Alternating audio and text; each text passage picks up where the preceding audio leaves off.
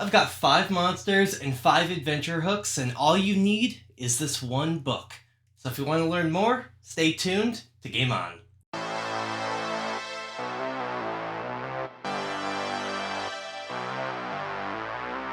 Hi everybody, my name is Justin. Welcome to Game On, the show all about tabletop gaming from RPGs to board games and everything in between. In today's video, we're going to talk about 5 monsters in no particular order, and 1 adventure hook with each of them. So whether you're a new keeper or a seasoned keeper, you can use one of these as an idea to help get the ball rolling for one of your scenarios or campaigns. And on top of that, all you need is this one book. This is the Call of Cthulhu Keeper Rulebook. Don't let that fool you. This is both the book for keepers, which are the game masters, and the players. That's the best thing about this game. You only need one book for both the game masters and the players, so it's a pretty low cost entry RPG. So let's start off with number 1. This is the crawling one on page 286 of the Keeper Rulebook. I like this monster because it's just a creepy, crawly, humanoid monster, but it's basically a swarm of worms that they can take the shape of a human, maybe even wear a mask. I did a whole Encounter Academy about this video a couple years back, if you want to see it here. But what I really like the idea of is maybe there's a morgue and the bodies keep going missing. And the only thing that's really left behind is these slimy trails, almost like worms or slugs came through the back of the freezers that the bodies are in, and the investigators have to go and find out what exactly is going on. Maybe even the mortician or any of the doctors might even be a crawling one. They're just wearing their lab coat and maybe a mask. So that's a really fun scenario. I've always wanted to run one of those scenarios. I just haven't had the chance to. So that's my first. So the second monster I'm going to talk about is the Deep One Hybrid on page 289. The Deep One Hybrid just Shadows over Innsmouth, if you've ever read it. It's a creepy story about a guy who goes to investigate what the heck is going on in a salty seaside harbor town that's quiet, and like people are disappearing, but there's some weird stuff going on. Basically, they're fish people, but they're like creepy fish people. They're not like mermaids. They're really weird, creepy people. And a really good idea for this is you could follow the Shadows over Innsmouth. I'm going to take a slightly different turn.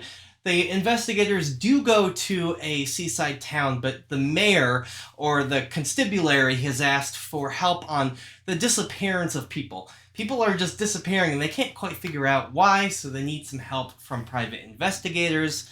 But the people start showing back up, and they're a little creepy and fish-like. People might not say it at first. Maybe they're afraid to tell people, like, hey, you look a little bit different, bud. But then the players find out that maybe these people have been abducted, taken down below sea, and then basically transformed into these half people, half fish. It's a really creepy idea. Sounds like something I really want to run. I've run something close to it. So give that a shot for your next scenario.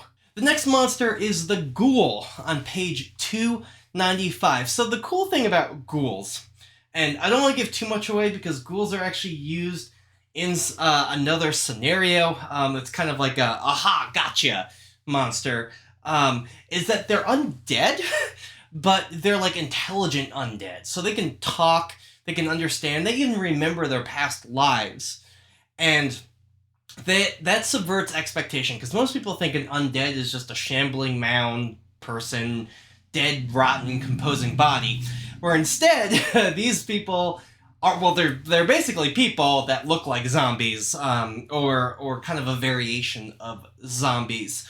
Now, this is what I think would be a really cool scenario, is that there's a sidebar where they talk about how there's folklore that fairies will come and steal children, like babies, out of the crib, and then replace them with ghouls. And they'll start to look normal, well, they'll start normal, but they'll grow into more creepy, undead-looking humanoids.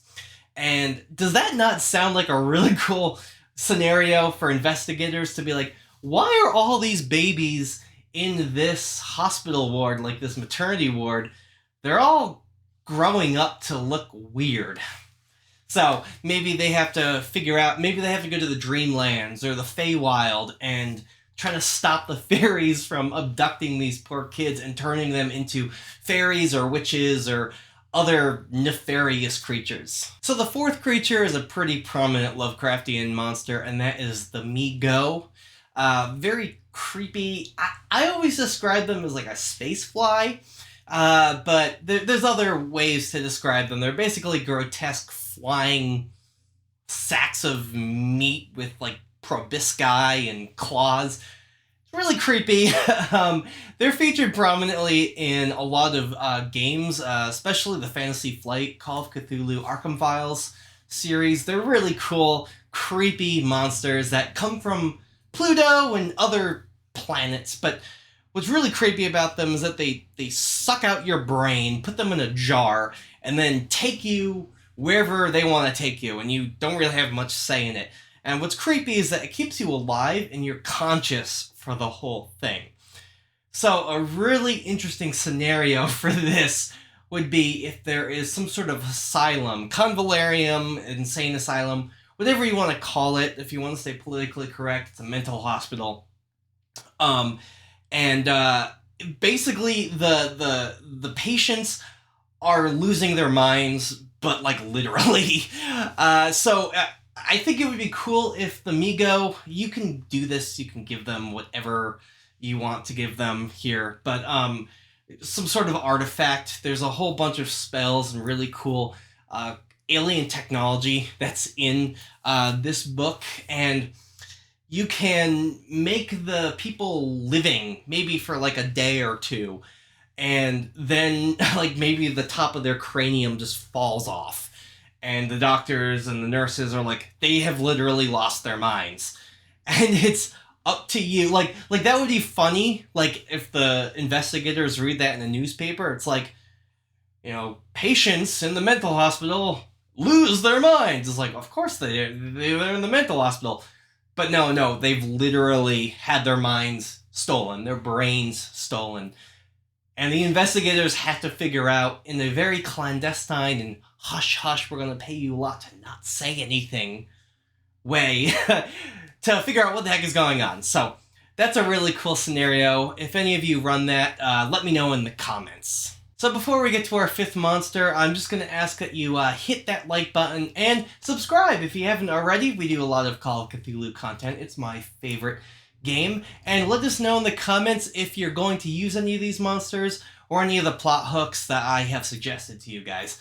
Thank you guys so much. Let's go on to the fifth monster. So last, but certainly not least, on page 304 is Serpent People, or Lizard People, whatever you want to call them, because I've heard people use back and forth on them. They're basically reptile people.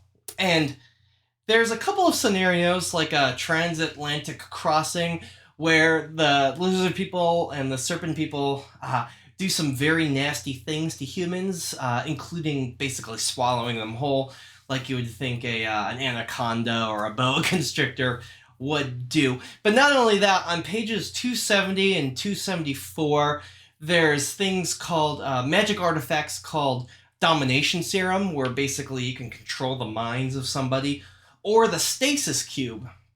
And what I'm thinking here is that there's already a very rich conspiracy theory in just regular everyday life that the elite or the politicians are lizard people. And if you could think of a way to use the domination syrup to maybe force people to vote for them, or maybe use stasis cubes to throw their political enemies or political opponents into this cube where they have to watch the whole world burn, but they can't do anything about it. That's like a campaign. That's not just a scenario. That's a spanning campaign with lizard people who are basically taking the role of the lizard people that are in our real world conspiracy theories. And there's something about that just sounds really cool, just running a whole campaign about that. I might even do it modern day. But yeah, that's my 5 monsters from the Call of Cthulhu Keepers Handbook, with 5 plot hooks that I hope you guys like and use. Thank you guys very much for watching. My name is Justin. Game on. And if you like Call of Cthulhu, why not consider subscribing? Below, you'll see a preview of one of my videos, and you'll see a playlist right here with our Call of Cthulhu videos. Don't forget to hit that like button and subscribe if you haven't already. Thank you guys very much for watching, and as always, game on!